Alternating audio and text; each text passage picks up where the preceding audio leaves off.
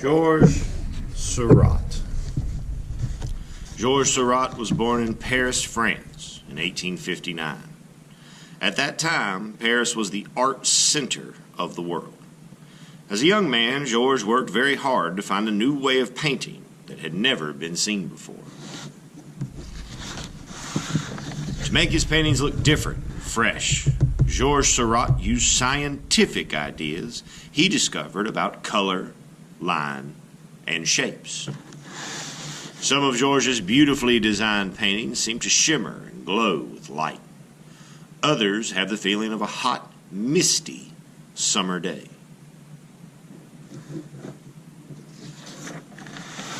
Georges Seurat is probably best known for inventing Pointillism. Pointillism was Georges' method of putting little dots and touches of different colors of paint next to each other instead of mixing up red and yellow paint to make orange, for instance. Georges would put dots of red and yellow next to each other. That way, your eye would mix the color right on the canvas. Georges Seurat believed this method would make his colors appear more natural and real-looking, almost like colored light. There we can see the dots. This is one of his most well-known paintings, The Sunday Afternoon on the Island of Le Grand Jatte. Lots and lots and lots of tiny dots. Georges also discovered that the way he put lines and shapes in a painting could give the viewer a feeling of being happy, or calm, or sad. In Le Seurat, the dancer's legs and positions of the musician's arms and instruments are all pointing upwards to create a happy, fun feeling. In the painting below, the horizontal lines and shapes of the sandy shore and horizon give a feeling of a quiet, calm, relaxed day.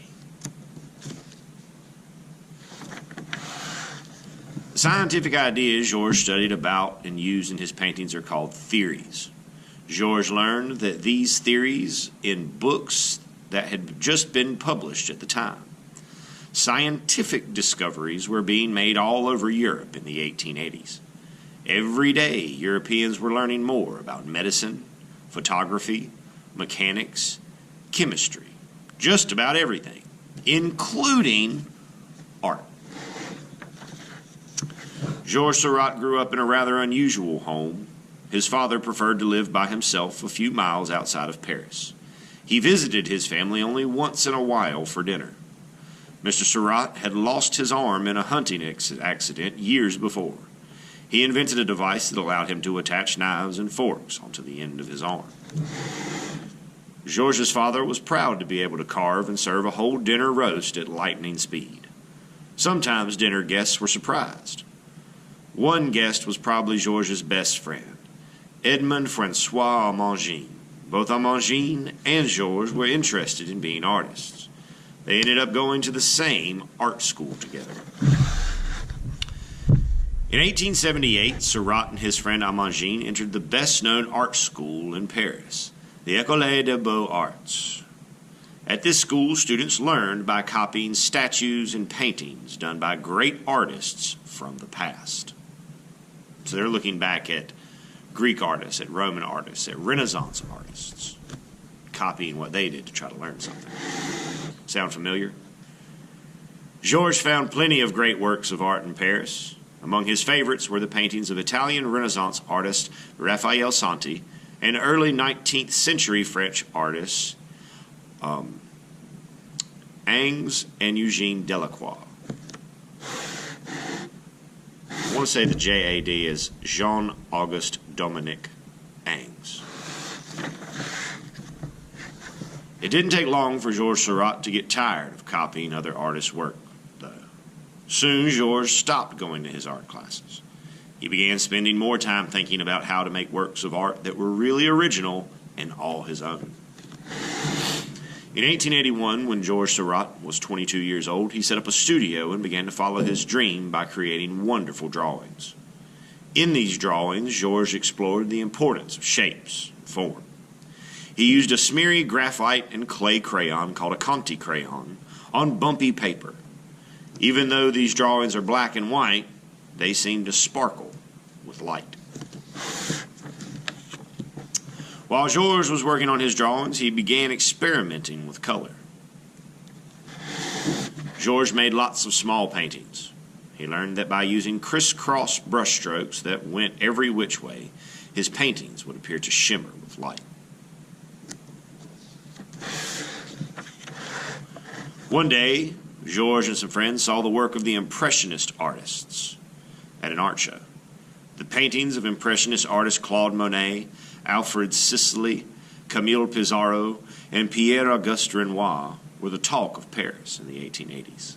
So here we have a Pissarro landscape, a Monet, and a Renoir. These artists were interested in capturing a moment in time of a happy, everyday scene. They worked outdoors, quickly brushing colorful flecks of paint onto their canvases. Even though their paintings were quite colorful, Georges Seurat thought he could do better. In 1883, Georges felt ready to begin his first important painting. It was called Un Bagnet at Asnières, Bathers at Asnières. Georges chose a happy everyday scene, but went about painting it much differently than the Impressionists would have. Georges worked much more slowly. During the day, he went to the riverside and made lots of drawings and color sketches. He then brought them back to his studio and worked late into the night, carefully placing each figure onto his large canvas. Georges' finished painting was almost 6 feet high and 10 feet wide. So a big difference here between the way Seurat works and the way the rest of the Impressionists work. The Impressionists were plein air painters. Their best works were done out in nature, observing what they were drawing, whereas Seurat would go out into nature to do studies, which he would then take back to his studio and work indoors from his studies.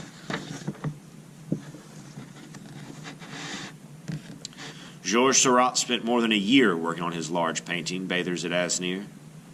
Was exhibited at a new art show that Georges and his friends helped set up. It was called the Salon des Indépendants Artistes. This was an important time for Georges Seurat. Not only did his painting get a lot of attention, but Georges met and made friends with artists who would help him form a new art group known as the Neo-Impressionists. That prefix Neo, anytime we see that, it means new. So this group is the New Impressionists. Georges' new friends all liked his scientific ideas about color and composition. They often met at cafes to discuss their feelings about art. Soon, Georges became the group's leader. Georges' artist friends admired him so much that they started dressing like him. They trimmed their beards like Georges and even wore their hats the same way. Georges Seurat soon began his next large painting. It was a scene of a small island where hard-working Parisians went to relax on the weekend. Georges worked the same way as he had before. He made dozens of color sketches during the day, brought them back to his studio, and worked late into the night by the light of a kerosene lamp. After 2 years, Georges Seurat finished his greatest masterpiece, Sunday Afternoon on the Island of Le Grand Jatte. It was the first time Georges used pointillism over the entire surface of a painting. Sunday Afternoon on the Island of Le Grand Jatte is a very large tube. If you get a chance to see it in person, you'll be amazed by what happens when you step back a few feet from the painting. The warm, sunny dots and cool, shady dots of color mix together to create new colors right before your eyes. When Sunday Afternoon on the Island of Le Grand Jatte was first shown, many people liked it. But some critics thought Georges' figures looked too stiff. They thought scientific theories about color and composition had no place in art and could make a painting look like it was made by a machine. Speaking of machines, this method is how most of our printers' technology works today. They print images by placing lots of tiny dots of color on the page. So in a way, he kind of wasn't working like a machine. Georges Seurat never listened to his critics. He knew that Sunday Afternoon on the Island of Le Grand Jatte captured the feeling of a beautiful and endless summer day that shimmered with warm light. Georges Seurat went on to make drawings and pointillism paintings of all kinds of scenes. Some of his favorites were of the concerts music halls, and circuses he loved attending. Sometimes Georges would travel to small seaport villages and relax by painting peaceful scenes of boats and harbors. Georges Seurat probably worked hardest on the colors in his paintings. Sometimes he would paint a pointillism border or even a whole frame to make sure his picture was surrounded by exactly the right colors. Georges Seurat got sick and died suddenly in 1891. He lived to be only 32 years old. In a few short years, he created a remarkable art style. Georges Seurat influenced many other famous artists of the time, including Vincent van Gogh, Paul Gauguin, Henri de Toulouse-Lautrec, and Henri Matisse. Some of these great artists tried versions of pointillism in their own paintings.